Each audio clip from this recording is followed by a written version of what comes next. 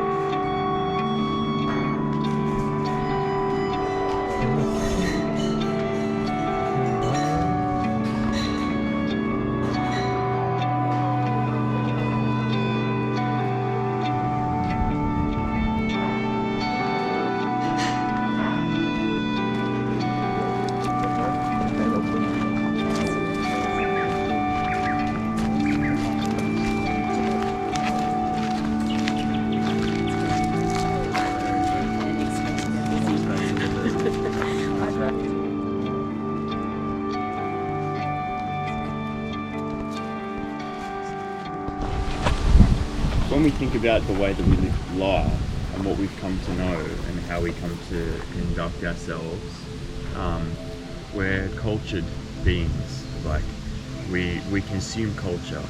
So, you know, we wear certain clothes, we listen to certain music, we follow different kinds of, things like subcultures and stuff, and we all apply ourselves and identify ourselves with a certain thing. And that thing we consume and we enjoy and so on. But where does it all come from? And if we didn't have that, what would we be doing? You know, what is all of that, and who generated it? So if you step very, very far back in the history of humans, the first humans lived in kind of tribal societies in small groups, maybe no bigger than 100 people, usually nomadic, which means they were moving around, and very, very minimal and simplistic lives, you know. We've kind of been taught that that's because they had, like, you know, they weren't developed fully within their intelligence and everything. But it's from the conclusion I've drawn from my studies, and that has been, it's because they were tapped into a different kind of intelligence. They chose to live in a different kind of a way. So every kind of group that you can see, if you look all over the world, Australia, Central Asia, South America, everywhere, you can see that these tribal groups that lived in kind of small communities, in whatever environment, you know, usually a pretty extreme one, so the Amazon rainforest or the highlands of Central Asia or whatever. The center of the tribe was always a shaman or a wise man or a wise woman, right? The Aboriginal Australians is called the clever man. But the center was always this medicine man or medicine woman that had this very, they were kind of like a seer. They had this mystical connection to the planet, to the earth. And why were they the center of the tribe? Was because they were the ones who delivered all of the necessary information to the tribe for their survival. So the tribe was wondering, like, okay, what's next season going to be like? You know, what can we expect in terms of the weather? So the shaman would know, and he would tell them, you know, and sure enough, he would be correct. Or a big disease sweeps over the tribe and starts to kill many people. All right, what are we going to do? Shit, like, what do we do? Ask the shaman. He can give us the answers. All right. So what made that person, that one man or woman, different to the rest of the people? What gave them that ability? Was the use of trance, dance, and going into altered states of consciousness through the use of like different tools, like also psychoactive, psychedelic substances. And what was actually happening was when they took themselves into these altered states of consciousness through their dance or through their ritual or through their ceremony, they would actually take their perception to like a molecular level, right? They would shrink themselves down, okay? This is what they say, riding what's called the vine or the cosmic serpent, which is, I think, the DNA, okay? And taking themselves down to a different level where they could see the molecules and they could connect with this intelligence that I spoke about within the plants, okay? And then they knew, right, they would actually contact this plant and say, who are you? What can you do for me? How can I use you, right? And they would be able to understand and receive different messages and see how all these things fit together like locks and keys, like molecules fitting into different molecules and stuff. So then they would know, then they would come back out of their trance and they would know exactly what plant they needed to find to heal this sick person, where to find it, how to extract it, how to apply it, and how to do the treatment and everything. So, and this is where they got all of their information from as well. Also all of their visions to create art, and they covered everything in art. And this is how it started to create culture, because they started to, this is what culture is, right? It's this relaying of like something that wasn't here, and then someone embodies it and creates it, and then it becomes real, and then it becomes culture, you know?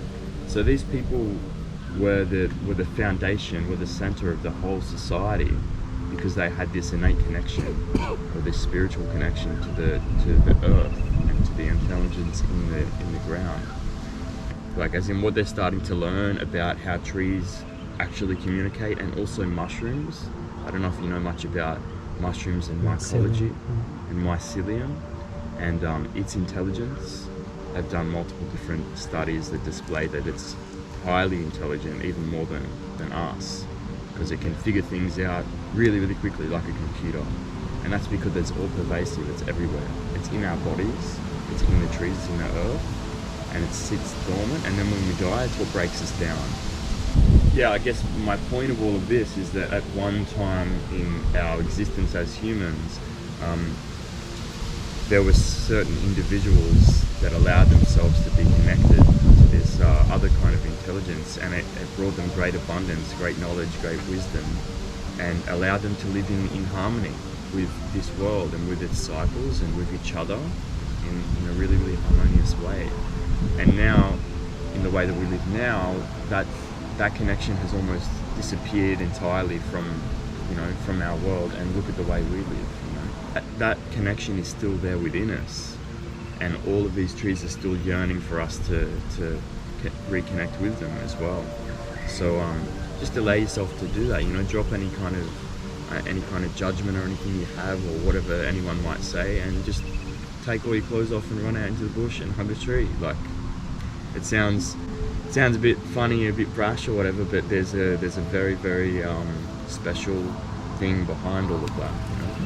And if you allow yourself to embrace that in your own way, it might not be exactly that, but if you allow yourself to get closer to nature in whatever way you can, it's going to bring you answers.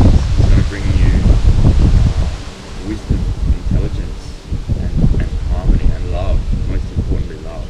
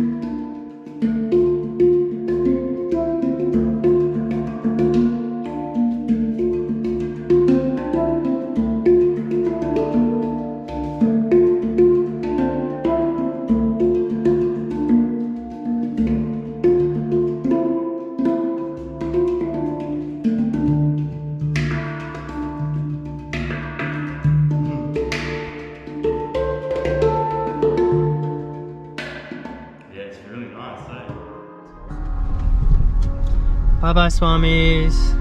Bye bye. What is the date? Today is the 24th of September 2020. We've been here for 3 nights. Saying goodbye to Swamis.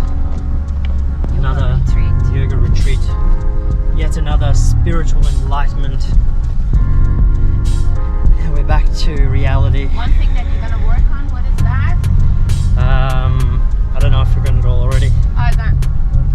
I have to work on patience. Patience. Patience. What I am gonna work on being here, right now. Smile. Breathe, Smile. and Go slow. Go slow. Namaste. Namaste. Namaste.